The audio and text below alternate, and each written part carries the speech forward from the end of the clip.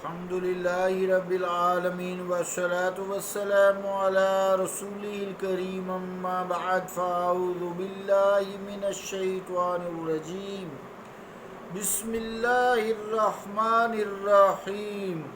عزیزان گرامی قدر، السلام علیکم ورحمۃ اللہ وبرکاتہ۔ قرآن مجید معجزہ ہے، اس کے بارے میں گفتگو چل رہی تھی۔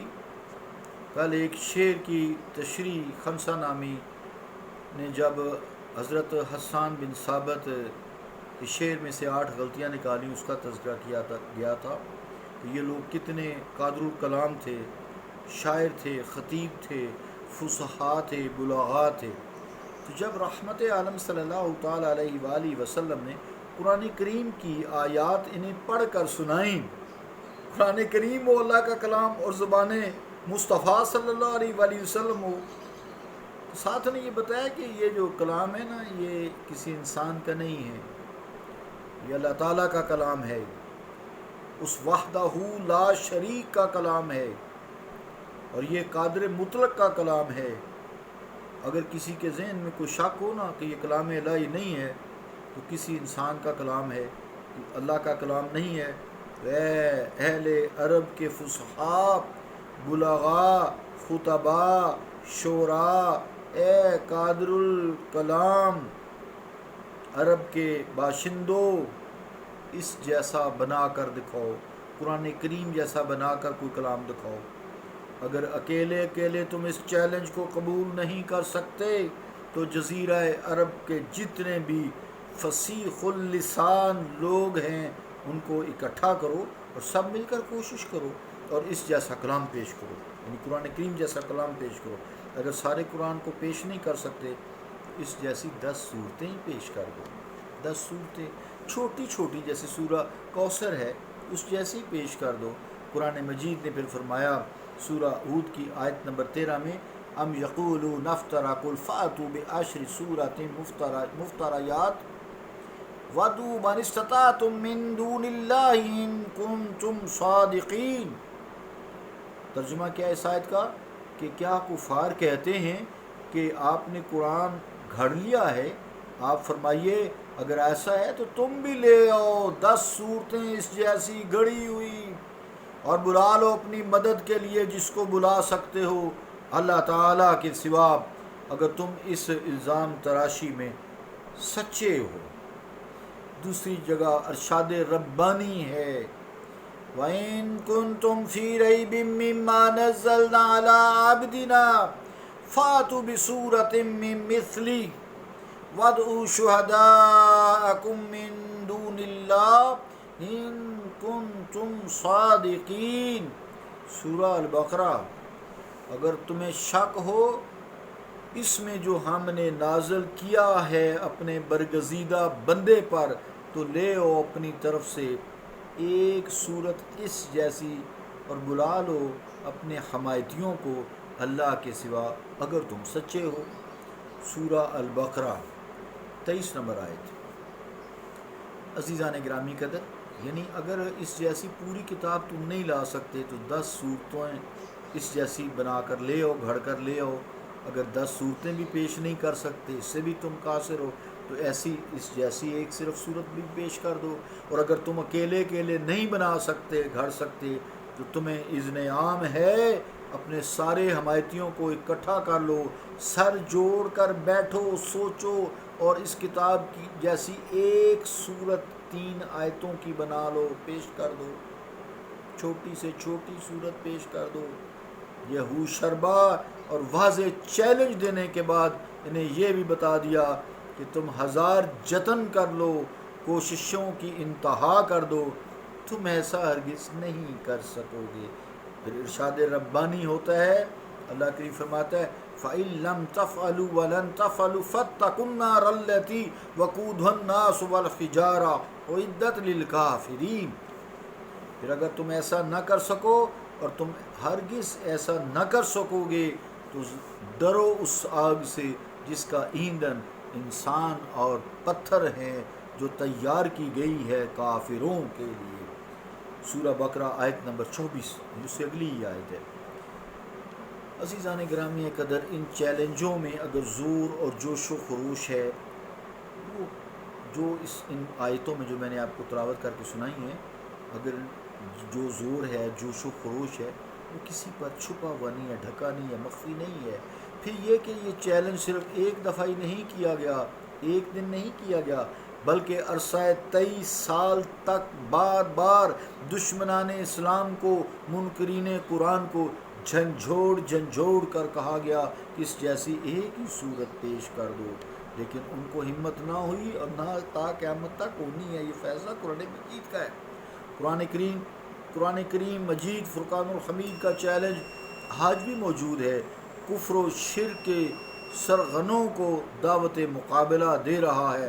14 صدیوں سے زیادہ صدیاں بیت گئی ہیں، کسی کو جرت نہ ہوئی اور نہ تا قیامت تک کسی کو جرت ہوگی کہ وہ اس چیلنج کا جواب دے سکے.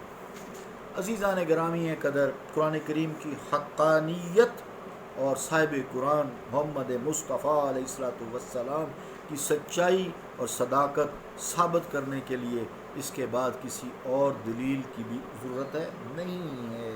مشرکین عرب نے اسلام کا مقابلہ کرنے کے لیے، پیغمبر اسلام کو ناکام کرنے کے لیے کون سا ایسا حربہ ہے جو استعمال نہیں کیا؟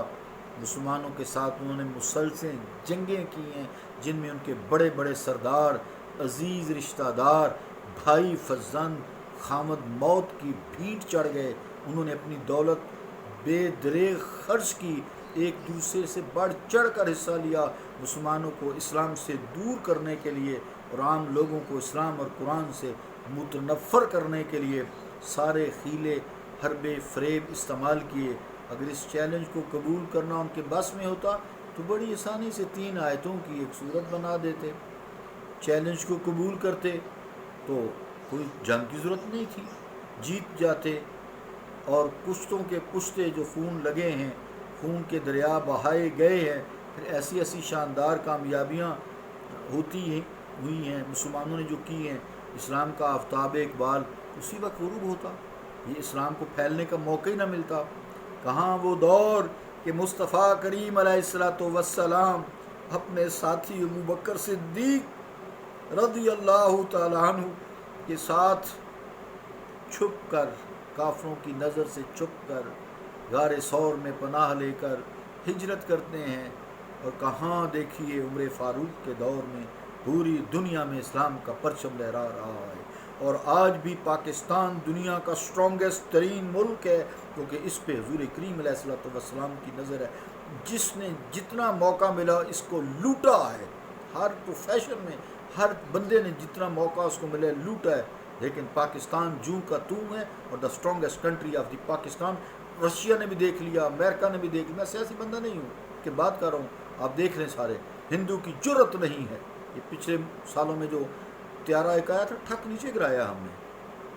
ہم کسی کو اللہ تعالیٰ کا فضل ہے، دعا کرتے ہیں ان لوگوں کے لیے جنہوں نے اس سارے کام میں حصہ لیا ہے.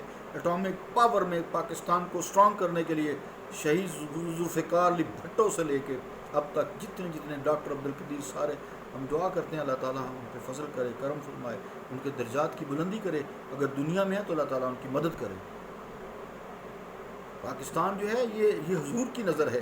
اسلام ایک ایسا پرامن دین ہے، پرامن ہے، جو اس کے ساتھ ٹکر لے گا خود بخود تباہ و برباد ہو جائے گا. عزیزان گرامی قدر، ہر میدان میں کفار کو ناکامی، نامرادی ہوئی ہے. وہ ایک الگ بات ہے. سائنسدان کی ترقی کر لی چاہے تو کیا کر لی، کچھ ایسی بات نہیں.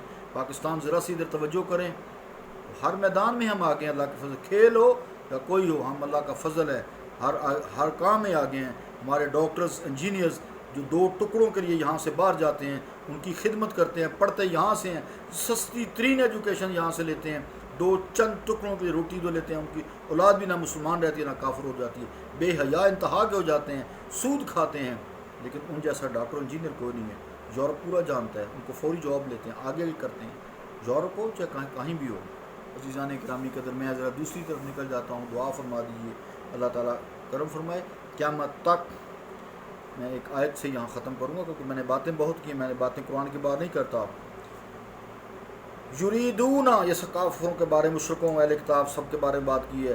یریدون لیطفئوا نور اللہ بافواہہم، وہ چاہتے ہیں کہ دین اسلام کو پھونکوں سے بجھا دیں. واللہ متم نورہ ولو کرہ الکافرون، اللہ اپنے نور کو یعنی دین اسلام کو مکمل کر کے رہے گا چاہے کافروں کو کتنا ہی ناگوار کیوں نہ گزرے. والذی ارسل رسولہ بالہدی ودین الحق، وہ ذات ہے جس نے رسول کریم صلی اللہ علیہ وآلہ وسلم کو ہدایت کی اور دین حق کے ساتھ بھیجا.